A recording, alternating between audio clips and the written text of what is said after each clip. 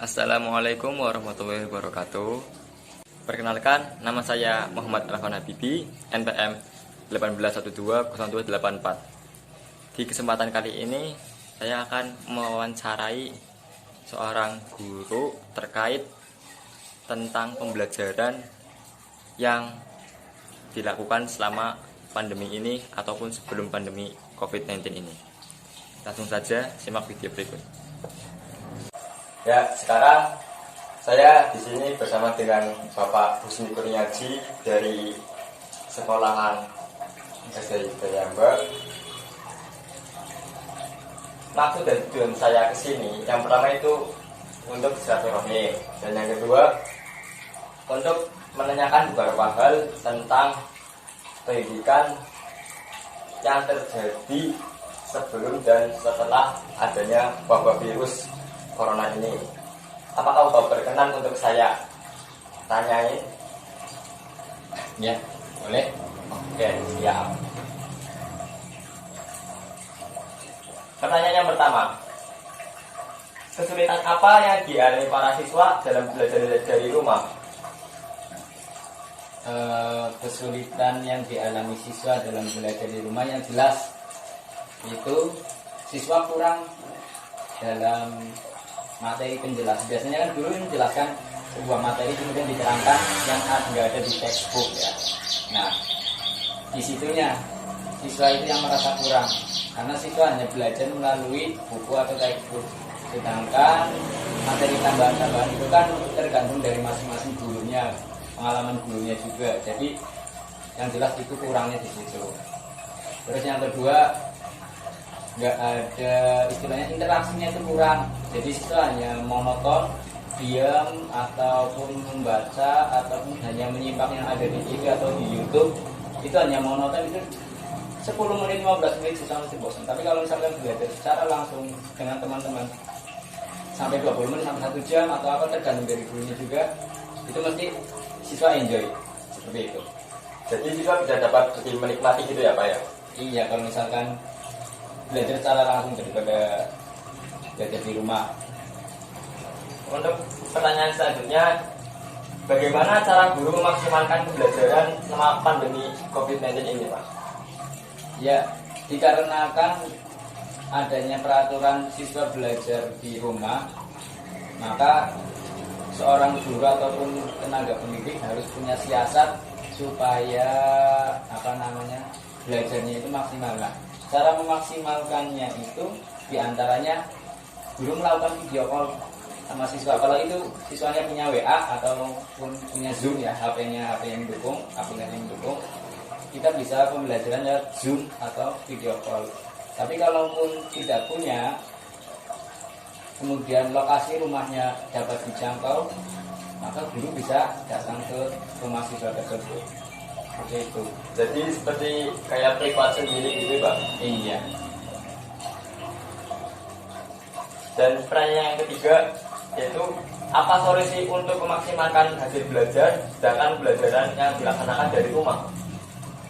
Solusi untuk memaksimalkan hasil belajar, solusinya yaitu tadi, setelah melakukan video call, setelah melakukan home visit, hasil kerjanya tetap kita koreksi, kita nilai.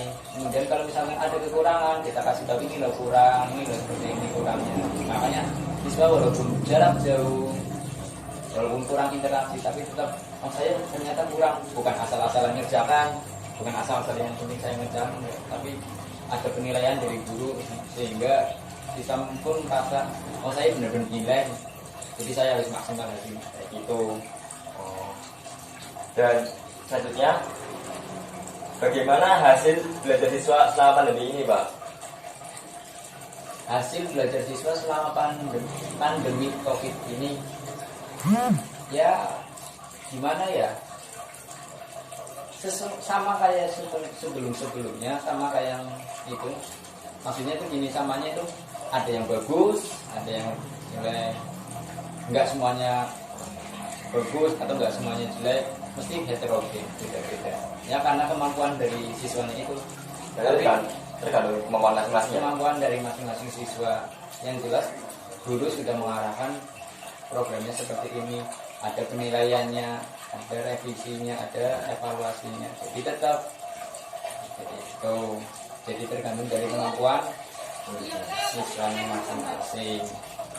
Dan pertanyaan yang kelima yaitu apa saja kendala atau hambatan pembelajaran dari bagi guru dan peserta didik saat pandemi ini, Pak? Pembelajaran daring, jelas kalau pembelajaran daring itu pasti banyak hambatan.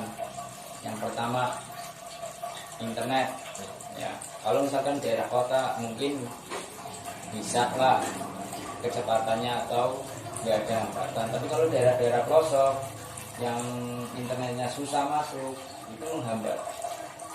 Yang kedua dari faktor keluarga, orang mampu atau tidak, punya kuota internet atau enggak, seperti itu. Jadi kalau orang mampu, ada HP-nya, ada aplikasinya, punya gadgetnya, bisa mendukung. Tapi kalau nggak punya, ya terpaksa nggak bisa melakukan pembelajaran daring. Oh gitu. Pertanyaan keenam itu bagaimana solusinya untuk mengatasi kendala saat pembelajaran daring tersebut, Pak? Mengatasi atau solusi ketika terjadi kendala, dilihat dari masalahnya dulu. Kalau masalahnya karena tidak punya HP, gadgetnya atau apa, kita bisa memvisi. Tapi kalau solusinya, tapi kalau masalahnya karena faktor internet, kita bisa cari kartu internet yang lain yang kira-kira sinyalnya kuat lah, jadi nggak menghambat gitu. Nah, terus pertanyaan yang ketujuh, apa yang perlu disiapkan oleh guru sebelum mulai pembelajaran, Pak? Seperti biasa, untuk sebelum pembelajaran ya yang harus dipersiapkan adalah alat pembelajaran, SPP, bahan ajar, kemudian media. Pertanyaan ke-8, mengapa hal tersebut perlu dipersiapkan oleh para guru?